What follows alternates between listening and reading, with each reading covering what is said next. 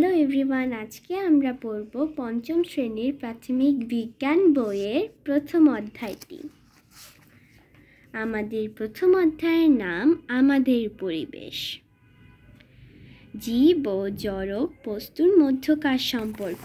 পরিবেশের উপাদানগুলোকে আমরা জীব ও জড় এই দুই ভাগে ভাগ করি। মানুষ, পশু পাখি, গাছপালা এরা হলো জীব। মাটি, পানি, বায়ু, গাড়ি, চেয়ার, টেবিল ইত্যাদি হলো জড়। এখানে বেঁচে থাকার জন্য জীবের যা প্রয়োজন তা নিয়ে একটি ছক করতে বলেছে। এটা আমরা অন্য কোনো ভিডিওতে করব। মানুষ বেঁচে থাকার জন্য বিভিন্ন জড় বস্তুর উপর নির্ভর করে। মানুষের শ্বাস গ্রহণের জন্য বায়ু থেকে বায়ু গ্রহণ করার প্রয়োজন এবং পান করার জন্য পানির প্রয়োজন। পুষ্টির জন্য খাবার প্রয়োজন। ফসল ফলানো, বাসস্থান তৈরির জন্য মানুষের মাটির প্রয়োজন। এছাড়াও জীবনযাপনের জন্য বাসস্থান, আসবাবপত্র, পোশাক, যন্ত্রপাতি ইত্যাদিরও প্রয়োজন। অন্যান্য প্রাণীও বেঁচে থাকার জন্য জড়বস্তুর উপর নির্ভরশীল। সকল প্রাণীর বেঁচে থাকার জন্য বায়ু, পানি, খাদ্য প্রয়োজন। মাটি এবং পানি জীবের বাসস্থান।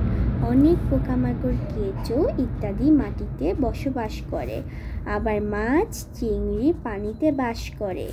উদ্ভিদ বেঁচে থাকার জন্য উদ্ভিদ পরিবেশের বিভিন্ন জড় বস্তুর উপর নির্ভর করে, যেমন মাটি, পানি, বায়ু ইত্যাদি। তাছাড়া সূর্যের আলোর উপরেও উদ্ভিদ নির্ভরশীল। উদ্ভিদ সূর্যের আলো, পানি ও বায়ু থেকে কার্বন ডাইঅক্সাইড ব্যবহার করে নিজের খাদ্য নিজেই তৈরি করে। পানি বিভিন্ন উদ্ভিদের আবাসস্থল, যেমন শাপলা, কচুরিপানা ইত্যাদি। জীব বেঁচে থাকার জন্য পরিবেশের বিভিন্ন জড়বস্তুর উপর নির্ভরশীল। কোনো স্থানের সকল জীব ও জড় এবং তাদের মধ্যকার পারস্পরিক ক্রিয়াই হলো ওই স্থানের বাস্তু সংস্থান। এখানে কিভাবে জীব পরস্পরের উপর নির্ভর করে সেটা করতে বলেছে, সেটা আমরা পরের ভিডিওতে করব। এখানে দেওয়া আছে সারসংক্ষেপ। পরিবেশের উপাদান উদ্ভিদ ও প্রাণী একে অপরের উপর নির্ভর করে। প্রাণী বিভিন্নভাবে উদ্ভিদের উপর নির্ভরশীল। খাদ্য তৈরির সময় উদ্ভিদের ত্যাগ করা অক্সিজেন প্রাণী শ্বাস গ্রহণের সময় ব্যবহার করে। উদ্ভিদ যে অক্সিজেন ত্যাগ করে সেটা আমরা অক্সিজেন হিসাবে গ্রহণ করি, এবং আমরা যে অক্সিজেন ত্যাগ করি সেটা উদ্ভিদ কার্বন ডাইঅক্সাইড হিসেবে গ্রহণ করে। উদ্ভিদের বিভিন্ন অংশ, যেমন কাণ্ড, শাখা, ফলমূল প্রাণী শ্বাস গ্রহণের জন্য ব্যবহার করে। উদ্ভিদের বিভিন্ন অংশ, যেমন কাণ্ড, শাখা, ফলমূল প্রাণী খাদ্য হিসেবে গ্রহণ করে। উদ্ভিদ আবার অনেক প্রাণীর আবাসস্থল। বানর, কাঠবিড়ালি, পোকামাকড় ইত্যাদি গাছে বাস করে।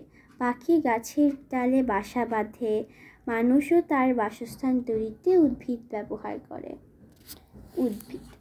উদ্ভিদ তার খাদ্য তৈরি, বৃদ্ধি, পরাগায়ন, বীজের বিস্তরণের জন্য প্রাণীর উপর নির্ভর করে। উদ্ভিদ খাদ্য তৈরির জন্য প্রাণীর ত্যাগ করা কার্বন ডাইঅক্সাইড ব্যবহার করে। পুষ্টি উপাদানের জন্য উদ্ভিদ প্রাণীর উপর নির্ভরশীল। প্রাণীর মৃতদেহ পচে প্রাকৃতিক সারে পরিণত হয়। এই সার পুষ্টি হিসেবে ব্যবহার করে উদ্ভিদ বেড়ে ওঠে। পরাগায়নের ফলে উদ্ভিদের বীজ সৃষ্টি হয়। এই বীজ থেকে আবার নতুন উদ্ভিদ জন্মায়। বিভিন্ন প্রাণী, যেমন পাখি, মৌমাছি ইত্যাদি পরাগায়নে সাহায্য করে।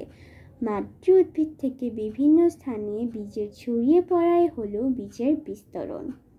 বীজের বিস্তরণ নতুন উদ্ভিদ আবাস গড়ে তুলতে সাহায্য করে। এভাবেই পরিবেশে বিভিন্ন প্রাণী থেকে একে অপরের উপর নির্ভরশীল।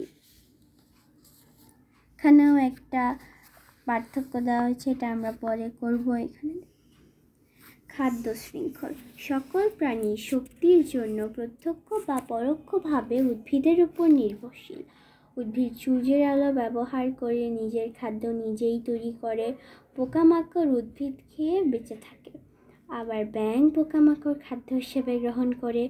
একইভাবে সাপ ব্যাঙ খায় এবং ঈগল সাপ খায়। এভাবেই শক্তি উদ্ভিদ থেকে প্রাণীতে প্রবাহিত হয়। বাস্তুসংস্থানীয় উদ্ভিদ থেকে প্রাণীতে শক্তি প্রবাহের এক ধারাবাহিক প্রক্রিয়াই হলো খাদ্য শৃঙ্খল। সবুজ উদ্ভিদ থেকে প্রতিটি খাদ্য শৃঙ্খলের শুরু। আজকে আমাদের পড়া এতটুকুই। ধন্যবাদ সবাইকে। Bye bye.